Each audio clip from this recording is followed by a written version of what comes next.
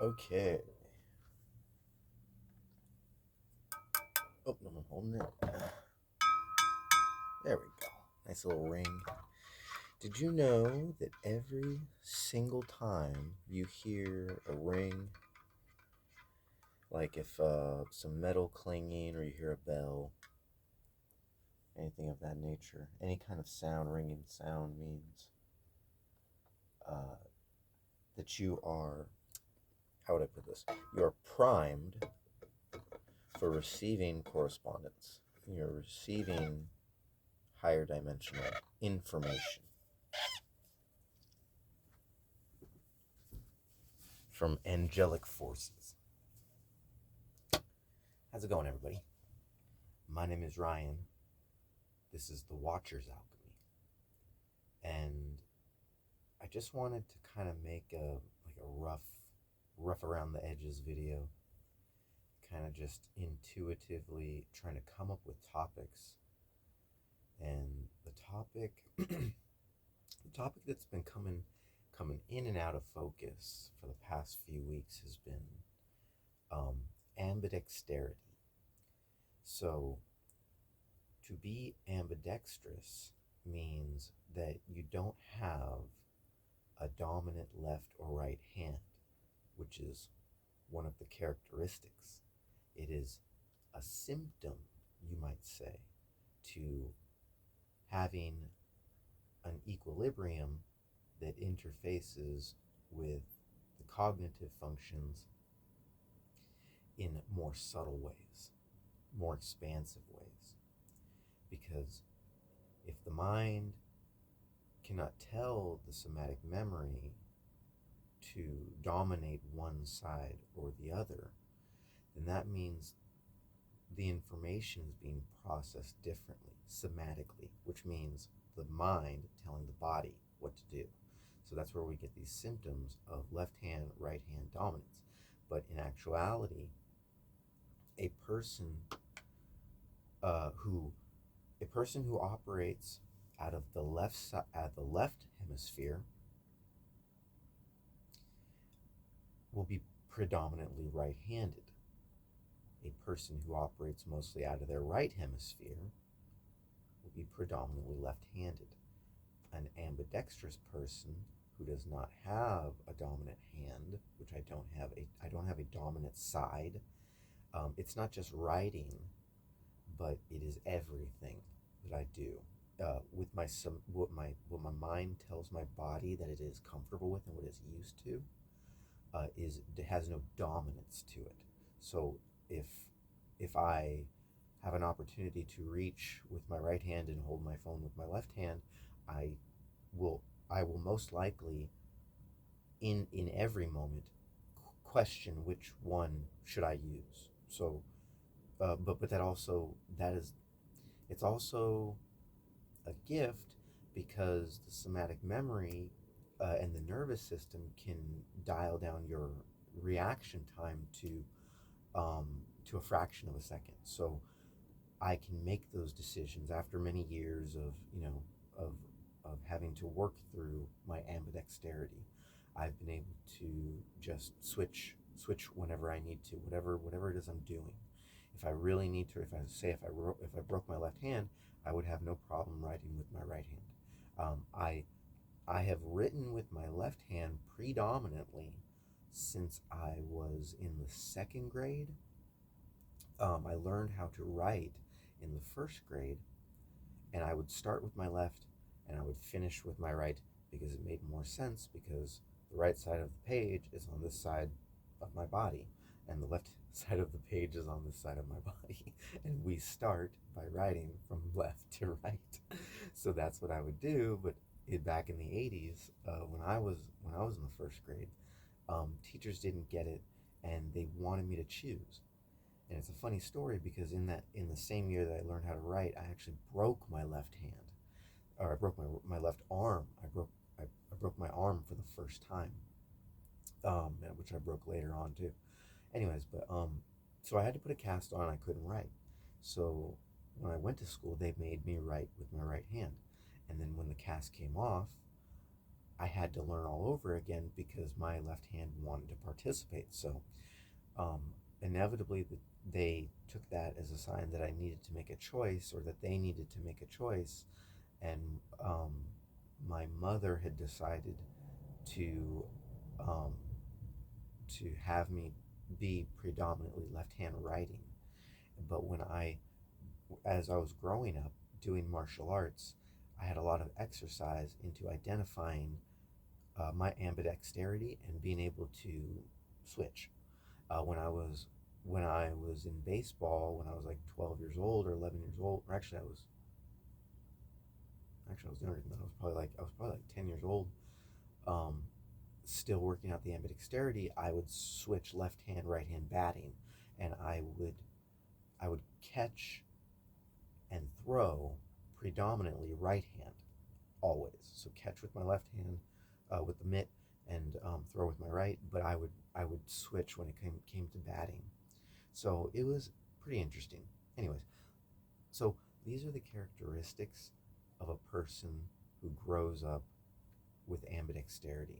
These are like the symptoms of the mind to predominantly pick a side, but also what you can't see behind the valence of the person or the learning capacity of the person is that um, is it the way that they absorb information, the way that they express themselves, the way they expand with their own human experience is quite significantly different than anyone who is predominantly right hand and even predominantly left hand. So the way that ambidextrous people who are ambidextrous receive information, perceive information, express themselves, and the way their cognitive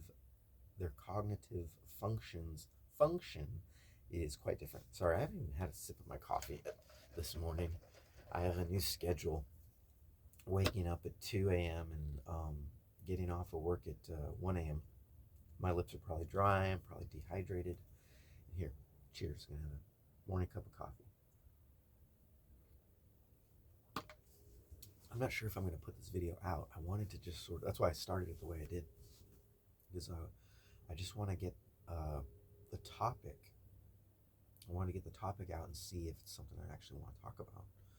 So, a person who is ambidextrous, who has both sides of their brain, their hemispheres, kind of duking it out for dominance or non-dominance, however you'd like to put it. It's not like see, it is for a person born like this. It's a human experience that is like in itself a doorway into a more expansive human experience. You can experience more with both sides working. But when it starts out, it actually, without the proper attention to detail, without the proper education for my type of mind, it gets very confusing. It gets confusing in the workplace. It gets confusing when I listen to people. When I listen to people talk, their words can mean so much if they don't express enough of their emotions. If they It's not just listening to things that I would want to hear or the way I'd want to hear it. I've I have the ability to understanding the linguistics of all kinds of different people, and the emotional value when a person talks is very significant. So when you get people that are less in touch with their emotions, you get more people that mumble, and you probably you probably identify that. Um, and it's personified by both hemispheres working at the same time, because you're not just taking everything at face value. It's hard to explain. You don't just, as an ambidextrous person with an ambidextrous mind, you can't just take everything that people say as what they're saying. There are all kinds of different hidden cues to the way people speak and what they're saying and the point they're trying to get across. So when you're doing normal mundane things like working in the working world, You get people that use different phrases that say that go about doing things a certain way, and you start noticing that it's because of the predominance in their hemispheric composition.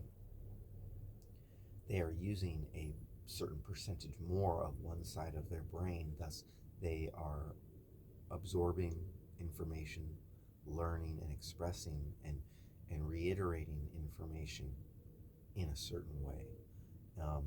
You can call it subjective, but it's more objective when you think of it in terms of the different types of mind and how they operate uniquely from each other, or uniquely and similar from each other in their ways.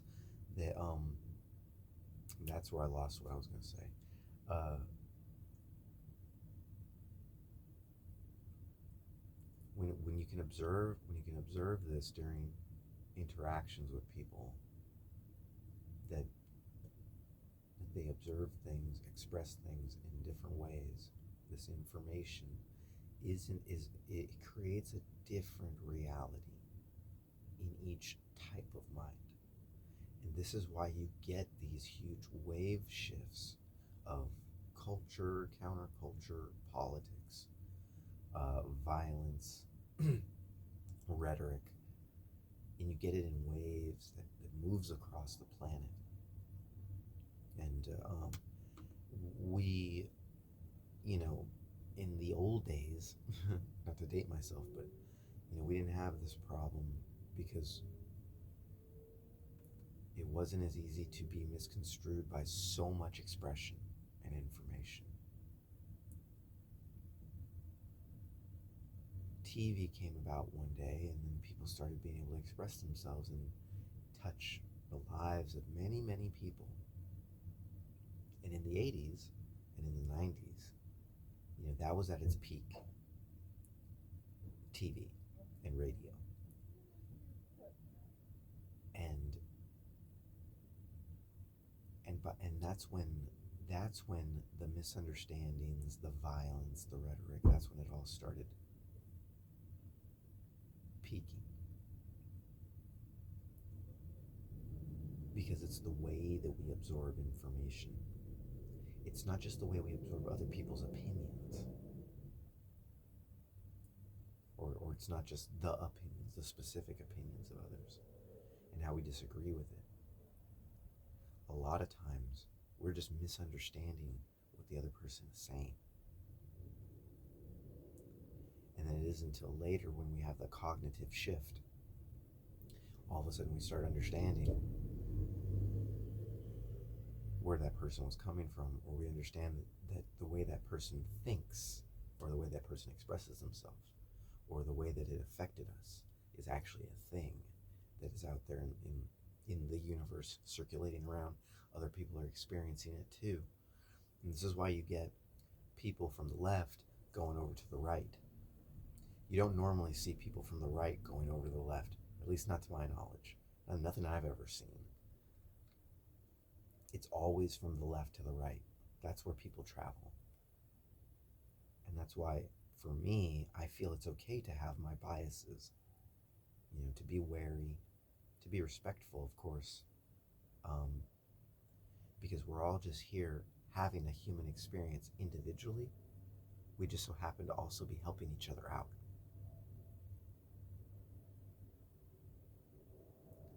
Let me know down in the comments, if you've ever experienced a shift in your own cognition where you feel like things would never be the same again. But then that kind of takes us into the next subject. It's getting loud all of a sudden. All the background noise. The next subject would be fear-based information and expression. So the way our mind works with the information back and forth of whether or not it reacts with our lower dimensionality, which would be based in fear and reaction.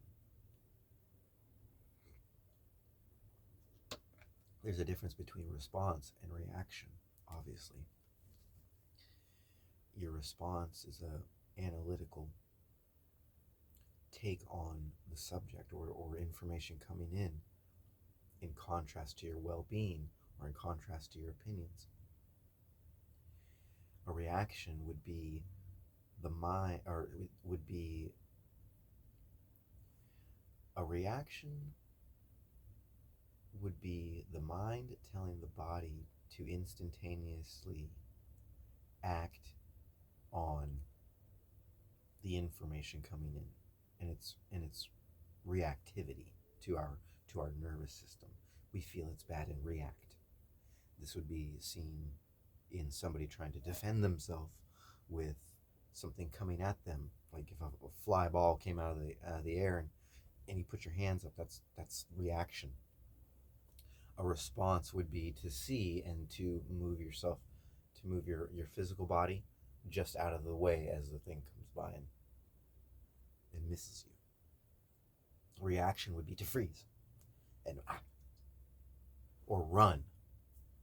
The flight or the fight or flight or freeze response, which is funny because that usually, I think that started out originally, that saying was fight or flight, and then somewhere it evolved into fight, flight, and freeze response, which is a reactivity. And so we condition those by putting ourselves in the situation, whatever that might be,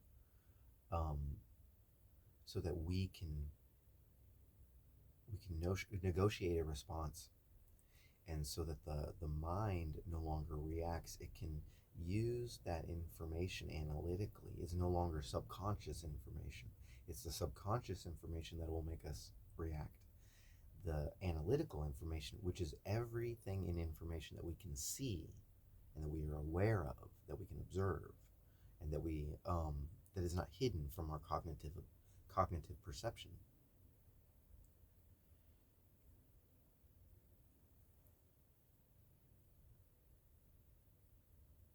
Subconscious information can be expanded into the analytical cognitive functions. Analytical cognitive functions can be expanded to observe more information in the archetypal world. So this is where we're talking about the difference between, you have your eyes closed and you're just, or let's just say your ears are plugged, your eyes are closed, you're receiving no stimulus. The second that all that is relieved and you can see and hear, you're observing the world. You're observing reality. Everything in front of you is a little piece and puzzle, little correspondence to that reality as a whole, fragmented. And so that's what our mind is processing. So right here in the moment, as your eyes are open and you're listening, all that is being recognized, that if you were to stop talking and start just wording in your mind, let's pretend I'm talking in my mind. Okay, I see an apple, I see a jar, I see a candle, I see a coffee maker, I see a cup of coffee, I see my foot. Everything that's in view. I hear a car, I hear a plane, I hear my refrigerator. Those are analytical points, but there are infinite subconscious pieces of information, like the piece of fuzz over there in the corner, and I could be even more specific with the dimensions of my room. The one sunflower seed kernel that is sitting at the bottom of my trash can, because I know that all the rest of the trash above it, is not sunflower seeds. It just happens to be a one sunflower seed shell type of thing at the bottom of my trash. Like, who thinks of these tiny little details? Very random details, but the texture of the paper towel, sitting against the wall, and the patterns that the machine made when it made the paper towel. It's just infinite little bits of subconscious information that go from being minute, hidden, not even thought about, like why would you even think about them, to all of a sudden becoming relevant in the analytical mind. Now, obviously, all those tiny little random things that I just pointed out, as random and as weird as they might think, serve the purpose of making this point in the video. that, it's you can just, everything has a wave shift. Everything that is in reality in correspondence is attached to the cognitive composition relevant in the time, place, and space, and has an ability to wave shift. Everything has an ability um, to correspond with a resonance, and as part of that resonance, wave shift into analytical focus, and thus back to subconscious focus. Now, communicating with other people is a constant cadre of this, if that's the right word, of this sort of cognitive dance. Now, where you start to get, these,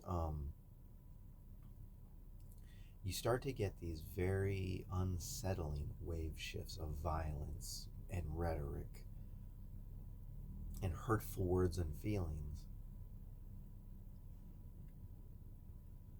They shift with the reactivity that is both interpersonal and collective in the world. Meaning, I hear some words that have affected me. Let's say if I was abused when I was younger, and then I hear somebody using a certain type of wording, and maybe moving their body in a certain way, it makes me react, and all of a sudden I will label that person as evil. I will label that person as the thing in life that I'm trying to get away from. Why? In my analytical mind, I'll start making up all kinds of things, but really it just narrows back to whatever. It doesn't have to be like some abuse. It doesn't have to be abuse every time, obviously, but it can be anything of that nature where it really made me react then. It's making me react now, and I will react in action of intention.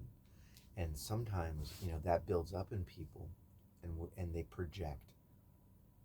And so that's why you get people that are very opinionated, but they'll, the collective will see them as sort of going down an opinionated valence that nobody else seems to agree with. It's because it's interpersonally interlocking with their own experience. But they're trying to relate it with the collective, and nobody else sees it that way. This is how you get people standing out. And, that's when my opinion stands out. My opinion stands out as kind of fringe, because most people don't understand the kind of wording and phrasing I use. Those who do, just because they can resonate with it doesn't know that they've been able to condition their somatic nervous system into being able to dish out the proper response in the time and place, because we're still caught in that freeze response reactivity in our mind. As our body goes and our mind goes along its daily routine, there's still those things that stand out in our mind, those lines we're not willing to cross because we feel too uncomfortable. And that could be within the conversations and interactions with other people. I do, since this is just me thinking up thoughts and random, let me check to make sure I'm still recording. I think I'm still recording, yes.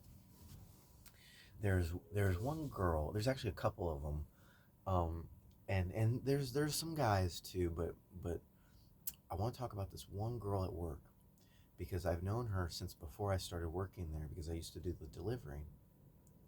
And this poor girl, like, I like her as a person, her character. I don't know her at all, just in what I'm able to pick up psychically.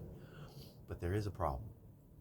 This girl reacts. She's very reactive, because before I knew her, we had like a synchronous, like a negative synchronicity. She wouldn't see it that way. She'd probably just see it as me being a jerk. But we had a negative synchronicity where she had done something in her actions that was very disrespectful, and I did something that was very disrespectful in my words and actions, and it happened to be on the same day. And I think I like to think that we both kind of stepped back and thought, like, that was weird how we wouldn't want it to be this way, but that just so happened to happen. It was a very rainy day. It was a very frustrating, busy day, um, and it cost me money. And her what she did cost me money, and I didn't get the full truth out of it. I had to kind of measure and weigh it myself to kind of see what exactly is the truth. And I realized that she actually acted in a certain way because she's sort of afraid of me. And why she's afraid of me, I have no idea. Does she have a right to be afraid of me in the workplace? Absolutely not. I haven't done nothing. I'm not a bad person. But for some strange reason, this girl, she was afraid of me.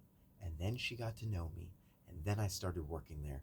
And then she realized I've been reacting the whole time.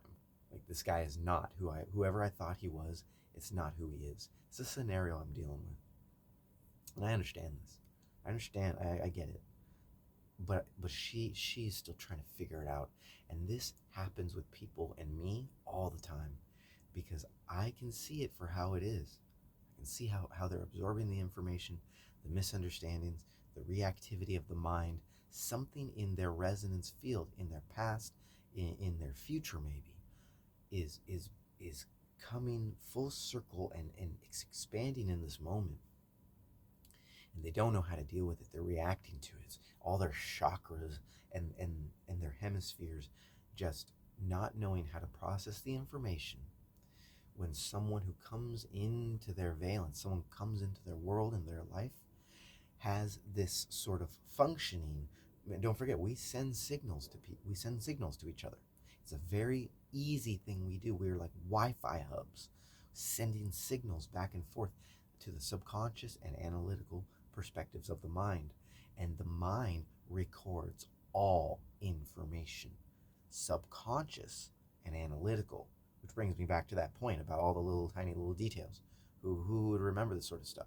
Well, someone who doesn't have the subconscious information hidden from their analytical perspective or their analytical point of view can, you know, it's all accumulating into one solid moment. It's all relevant information as a whole in the collective moment without creating a singularity.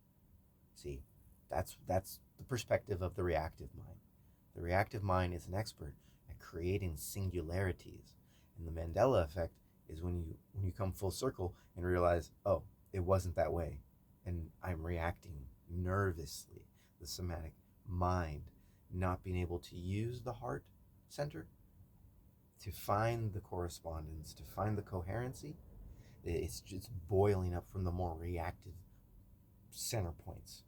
Yeah, reactive center. Even though we have like 7 chakras or whatever the case may be, or more, um, when we talk about center points, meaning the energy focus, the information coming in, the reactive subconscious information comes from the lower center points, which would be your below your groin area, your anal cavity area. It has a chakra, so this energy cycling and and contains information, reactive information. Let's call it reactive information. And so we condition that through our life experience to be able to utilize the more expansive nature of it, which is why we have sexual desires and creativity, and we push forward to be fruitful and multiply. We use the better parts of those center points.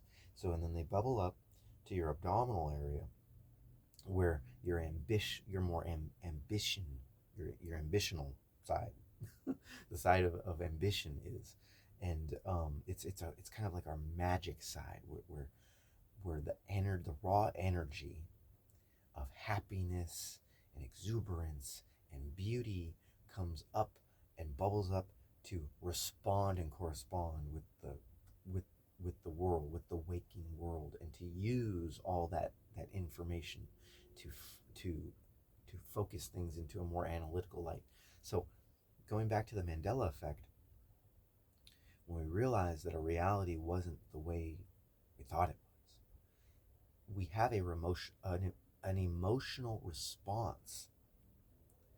Now, this emotional response is fear-based. So this is where we get analytical coming down and fear-based coming up to correspond with the heart center, the mind-heart coherence. This is where it comes from. And so when this when this information clarifies, the Mandela effect goes away, real reality sets in, and we are changed. But because it was reactive, it was fear based, that is a direct uh, component to fifth dimensional correspondence. This is a fifth dimensional valence. Your this is where your valence, your perspective on life, and where you're coming from on life, gets pulled or yanked out of a certain comfort zone, and all of a sudden you have to process those different fear archetypes, those different fear aspects in yourself. Every time we have a fifth dimensional experience, there's a fear, uh, a fear composition in there. There's something in there that you're working on that is fear based, and so that information has to come up in order for us to clarify it, in order to change valences. So fifth dimensional correspondence always gets you out of different mind frames and different ways of being afraid of things, or different illusionary aspects that you were subject to, information you didn't know, and all of a sudden you're like, oh my god, I've been being lied to this whole time. Or like when I was in the third grade and I had that fear sweat response when I realized, oh my god, there are structures behind all of this that I'm experiencing. There are structures that are behind it that I don't see, that I'm just now seeing, and the people that are teaching me to be a person in this world, they actually don't know that they don't know everything, and that some of the stuff that they know is actually not true, and they don't know that. And they don't know that they don't know that. And I realized this in the third grade. I had a fear sweat response. That's a perfect example. When you have that response, that is fifth dimensional. That means you're being pulled higher, to a higher dimensionality, a higher viewpoint and perspective on life, in the fundamentals of life, and what is hidden from your analytical cognitive functions. It is fear based, and so you have to have that fear base to get over it. That is why everything that we have to get comfortable with, we kind of start off, just dipping our toes in it, just sort of, testing the waters, so to speak, because we don't know what the actual information. Swimming in the ocean is a perfect example. How afraid of swimming in the ocean are you? I'm deathly afraid of swimming in the ocean, and I don't ever want to get over that because I always want to stay on land. But I know in my analytical cognitive function that there are millions of people out there that have this fear, and then they go and they participate in the various activities of swimming in the ocean, and they realize that it's not the nightmare that they assumed it was. It just takes some experience to get over it. But you'll always have those little aspects in your mind popping up, kind of just coming around and being like, oh, well, there's trash that might brush up against you. There's animals and seaweed, and there's sharks, and there's all kinds of dangerous stuff, and there's there's bodies floating around, dead things in the water, because it's the ocean after all, and chemicals, and it's nasty, and yeah, and that's true. But but but yet there are still people that swim in the ocean.